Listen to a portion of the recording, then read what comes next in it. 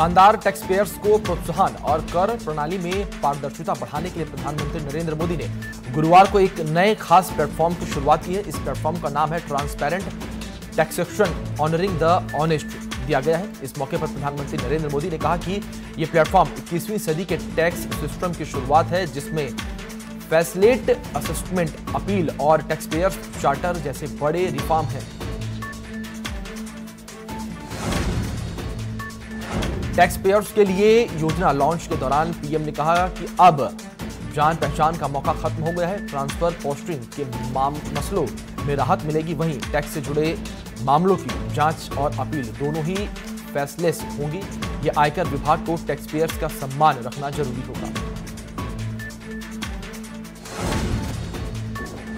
महंत नृत्य Gopal Das corona positive पाए गए हैं। गोपाल दास के स्वास्थ्य को लेकर सीएम ने चिंता जताई है। गुरुवार को वेदांता लाए जाएंगे महंत नृत्य गोपाल दास। सीएम योगी ने डॉक्टर त्रिहान से बात की है। सीएम ने डीएम मथुरा को व्यवस्था करने के निर्देश दिए हैं। श्री राम जन्मभूमि ट्रस्ट के अध्यक्ष हैं महंत नृत्य गोपाल दास।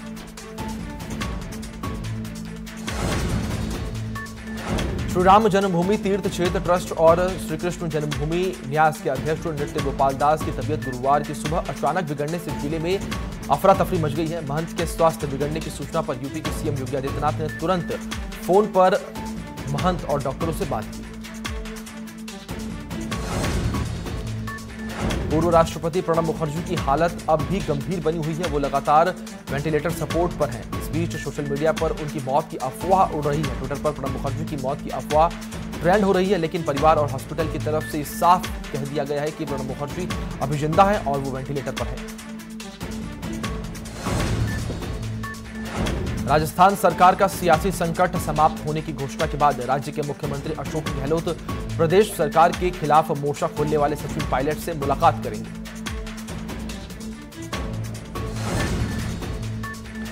केंद्र की नरेंद्र मोदी सरकार द्वारा लाए गए पर्यावरण प्रभाव आकलन 2020 ड्राफ्ट की हर ओर आलोचना हो रही है। विपक्षी पार्टियों से लेकर पर्यावरण का मुद्दा उठाने वाले सामाजिक कार्यकर्ता भी इसका विरोध कर रहे हैं। अब कांग्रेस की अंतरिम अध्यक्ष सोनिया गांधी ने इस मसले पर एक लेख लिखा है, जिसमें उन्होंने मोदी सरकार की इस नीति की कड़ी आलोचना की है। अभिनेता सुशांत सिंह राजपूत की मौत के मामले की एकीकृत सीबीआई जांच की मांग को लेकर सुप्रीम कोर्ट में एक जनहित याचिका दाखिल की गई है। सुप्रीम कोर्ट इस याचिका पर गुरुवार को सुनवाई करेगा। याचिका में कहा गया है कि जिस तरह मुंबई पुलिस इस मामले से निपट रही है, उससे पूरा देश हैरान है।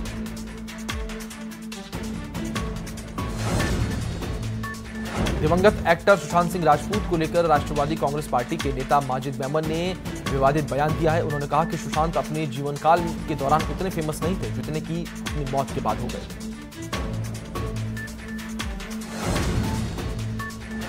माजिद मेमन पर पलटवार करते हुए बीजेपी नेता शहनवाज हुसैन ने सुशांत सिंह राजपूत को सुपरस्टार बताया। एनसीपी नेता माजिद मेमन के बयान को दुर्भाग्यपूर्ण बताया।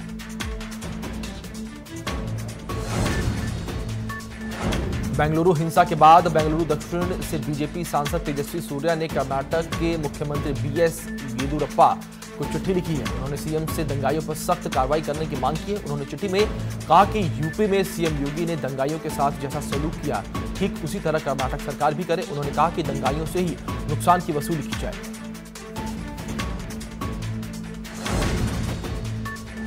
गलत तरीके से स्मार्ट मीटर उपभोक्ताओं के कनेक्शन काटने के मामले में यूपी सरकार ने कार्रवाई की है। मामले में कई अधिकारियों को सस्पेंड कर दिया गया है। दरअसल जन्माष्टमी के दिन उत्तर प्रदेश के 3 लाख से ज्यादा घरों में बिजली गुल हो गई थी। ऊर्जा मंत्री श्रीकांत शर्मा ने इसके लिए जांच के आदेश दिए हैं। देश में कोरोना मरीजों का आंकड़ा 24 लाख के करीब। अब तक 47,000 से अधिक लोगों की हुई है मौत। पिछले 24 घंटे में 60,000 से ज्यादा नए मामले दर्ज। यूपी में फुल स्पीड में कोरोना। प्रदेश में कोरोना के मामले हुए 1,30,000 के पार। प्रदेश में कोरोना से मरने वालों का आंकड़ा 2,000 के पार। ठीक हुए 80,000 से ज्यादा मरीज।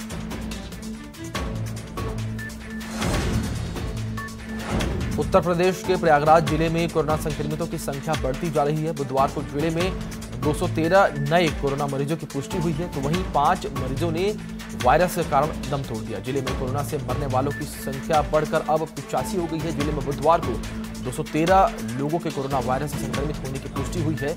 अब यहां संक्रमितों की संख्या बढ़कर 4,647 हो गई है। यूपी में निजी स्कूलों से फीस वसूली न करने को लेकर योगी सरकार को शासनादेश जारी करने के लिए याचिका दायर की गई है। हालांकि इस याचिका को इलाहाबाद हाई कोर्ट खारिज कर चुका है। याचिकाकर्ता ने अब हाई कोर्ट के फैसले को सुप्रीम कोर्ट में चुनौती दी है।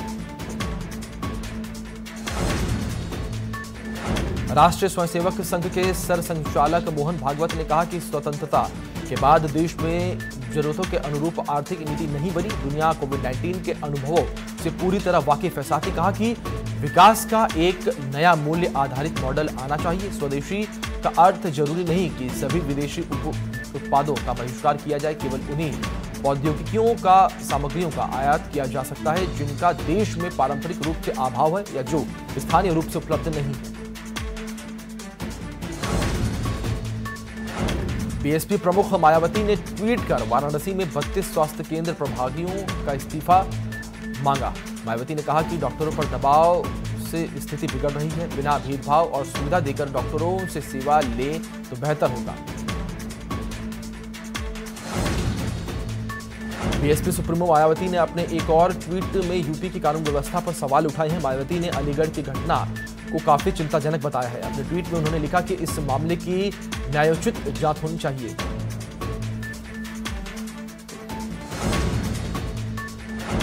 उत्तर प्रदेश के उन्नाव से बीजेपी सांसद साक्षी महाराज को एक पाकिस्तानी नंबर से फोन कर जान से मारने की धमकी दी गई है। धमकी आने के बाद साक्षी महाराज काफी भयभीत हैं। उनका कहना है कि उनकी सुरक्षा की जिम्मेदारी यूपी सरकार की बनती है, लेकिन अब तक इस मामले में कोई कार्रवाई नहीं की गई है।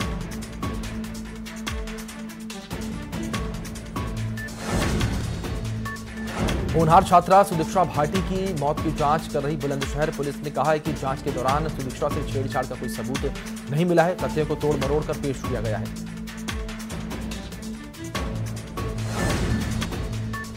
बुलंदशहर में एसएसपी ने पीआरवी पर तैनात आरक्षी को निलंबित किया। पीआरवी में तैनात होमगार्ड पर भी नियमानुसार कार्रवाई के आदेश दिए गए हैं। पुलिसकर्मियों पर महिला से दावत के नाम पर पैसा मांगने का आरोप लगा था। रिश्वत मांगने का वीडियो वायरल होने पर कार्रवाई की गई।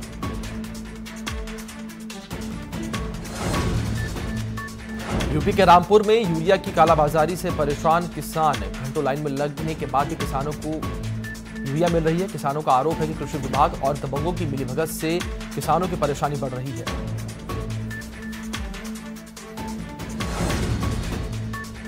अलीगढ़ में बीजेपी विधायक का वीडियो वायरल हुआ है। एसओ से थाने में विधायक ने अभद्रता की है। विधायक ने थाने में मारपीट की। मारपीट के पहले का वीडियो वायरल हुआ।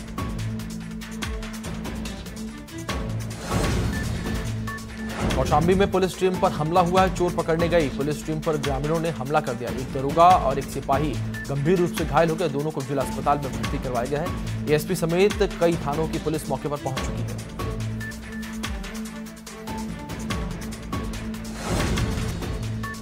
भदोही विधायक विजय मिश्रा का वीडियो वायरल हुआ है। विधायक ने अपने परिवार की जान को खतरा बताया है। गोपीगंज पुलिस पर फर्जी केस में फंसाने का आरोप भी लगाया है। विधायक विजय मिश्रा ने हत्या की आशंका जताई है। लखनऊ में व्यापारी से गन पॉइंट पर लूट की गई। बाइक सवार बदमाशों ने व्यापारी से 2.5 लाख रुपए लूटे। दिन दहाड़े लूट के बाद पुलिस महकमे में हड़कंप मचा हुआ है। मोहनलालगंज कोतवाली क्षेत्र का यह पूरा मामला बताया जा रहा है। चित्रकूट की मंदाकिनी नदी का जलस्तर लगातार बढ़ रहा है। घाट किनारे दुकानों में बाढ़ का पानी भर गया है। जलस्तर को लेकर प्रशासन अलर्ट मोड पर दिखाई दे रहा है। अनाउंसमेंट कर पुलिस लोगों को अलर्ट कर रही है। साथ ही 100 से अधिक दुकानें जलमग्न हो गई हैं।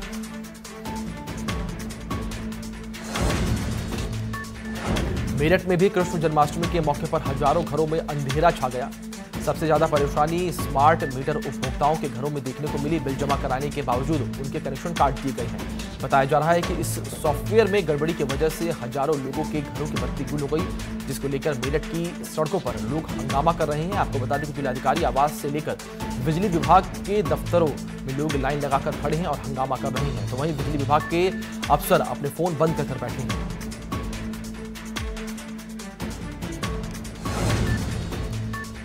आगरा में भीड़ ने एक युवक की जमकर पिटाई कर दी। युवक पर छेड़खानी का आरोप लगा था। वीडियो सोशल मीडिया पर अब वायरल हुआ है। कई दिन पुराना ये वीडियो बताया जा रहा है। थाना जगदीशपुरा का यह पूरा मामला है।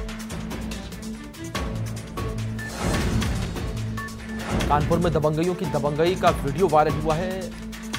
गेस्ट हाउस संचालक से हुए विवाद में दबंगों ने मारपीट की। हमले में 2 लोग घायल हुए हैं। बर्रा थाना क्षेत्र का पूरा मामला है।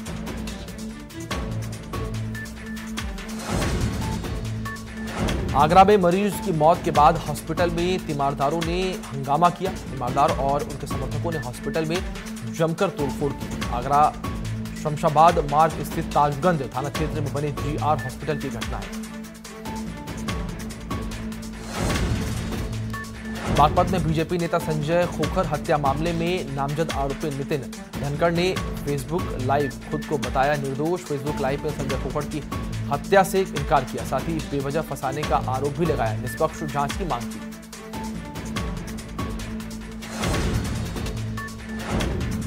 हापुड़ में आज सुबह अपनी मां को गढ़ रोड पर बस में बैठाने जा रहे छात्र को 3 बाइक पर सवार होकर आए करीब आधा दर्जन नकाबपोश बदमाशों ने गोली मार दी। गोली लगने के बाद छात्र को आनन फानन में नजदीकी अस्पताल में भर्ती करवाया गया, जहां छात्र को मृत घोषित कर दिया गया। मामले की सूचना मिलते ही DSP राजेश सिंह भारी पुलिस फोर्स के साथ घटनास्थल पर पहुंच गए हैं और मामले की जांच पड़ताल शुरू कर दी है।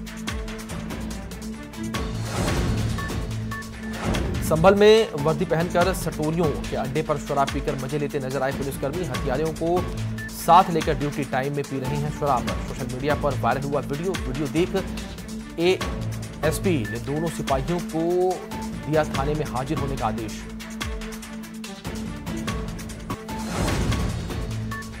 छत्तीसगढ़ वन विभाग के अधिकारियों ने कोरिया जिले के सालवा गांव में एक पेड़ में फंसे भालू को रेस्क्यू करके बचा लिया। भालू की वजह से लोगों में दहशत का माहौल बना हुआ था। भालू जंगल से भटक कर रिहायशी इलाके में आ गया था। आपको बता दें कि एक दिन पहले यानी बुधवार को राज्य के कोरिया जिले में सफेद भालू दिखाई दिया था, जो काफी चर्चा का केंद्र भी रहा। रात के समय में दिखाई देने वाले इस सफेद भालू से लोगों के मन में डर सा बैठ गया है। रायबरेली में बारिश की वजह से टूट गया है जर्जर मकान। मलबे में दबने से पत्नी की मौत हो गई तो साथ ही पति सुरक्षित है। घर में सो रहे थे दंपत्ति। कोतवाली क्षेत्र के बिबियापुर गांव का पूरा मामला है। पहाड़ों की रानी मसूरी में देर रात हुई मूसलाधार बारिश के चलते शहर के कई मार्गों पर लैंडस्लाइड। साथ ही शहर के पुराने टिहरी बस स्टैंड के पास 2 पेड़ गिरने से यातायात हुआ प्रभावित।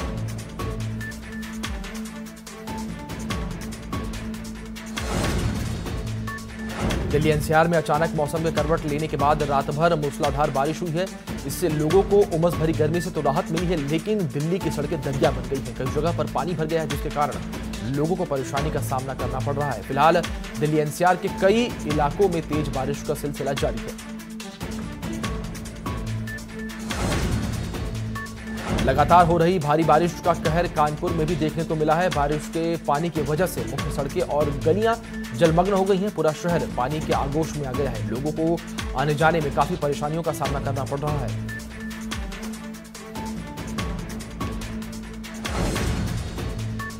कन्नौज में देर रात से हो रही बारिश के चलते सरकारी कार्यालयों में पानी भर गया है। सरकारी बीज भंडार और एग्रीकल्चरल विभाग में घुटनों तक पानी भर गया है। कर्मचारी जान जोखिम में डालकर कार्यालय पहुंचे।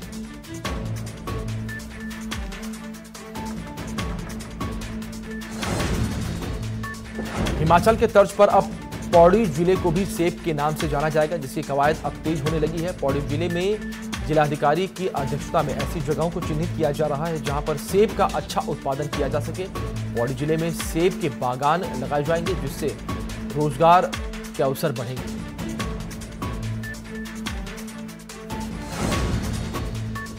मुजफ्फरनगर के बैंक के बाहर रखे जनरेटर में आग लगी। फायर ब्रिगेड की टीम ने मुस्तैदी दिखाते हुए आग को बुझाया। आपको बता दें कि जिले में पंजाब नेशनल बैंक जलने से बच गया। थाना कोतवाली क्षेत्र का पूरा मामला है।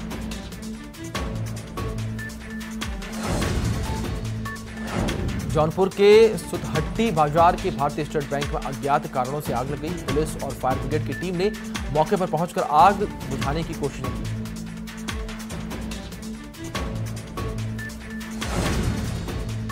12 अगस्त को रिलीज होने वाला के साथ ही सड़क 2 का ट्रेलर यूट्यूब पर ट्रेंड कर रहा है और इसे 24 घंटे के भीतर 24 मिलियन यानी कि 1 करोड़ 40 लाख से ज्यादा बार देखा जा चुका है। लेकिन सड़क 2 के ट्रेलर को अब तक 43 लाख से ज्यादा बार डिसलाइक किया जा चुका है, जो कि अपने आप में एक रिकॉर्ड है।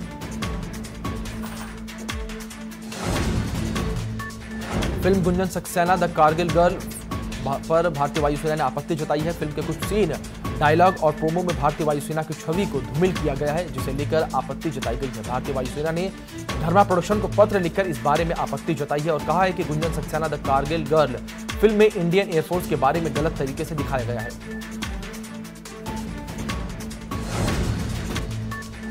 बॉलीवुड अभिनेता संजय दत्त की बीमारी की खबर सामने आने के बाद अब उनकी पत्नी मान्यता दत्त ने इस बारे में बयान जारी किया है। मान्यता ने बुधवार को जारी किए अपने बयान में उन सभी लोगों का शुक्रिया अदा किया है जो संजय दत्त के जल्दी ठीक होने की दुआ कर रहे हैं। इस वक्त हमें आपके आशीर्वाद और प्रार्थनाओं की जरूरत है। आपकी मदद से हम हमेशा ही की तरह विजेता बनकर सामने आएंगे। इस मौके का इस्तेमाल सकारात्मकता फैलाने के लिए करें।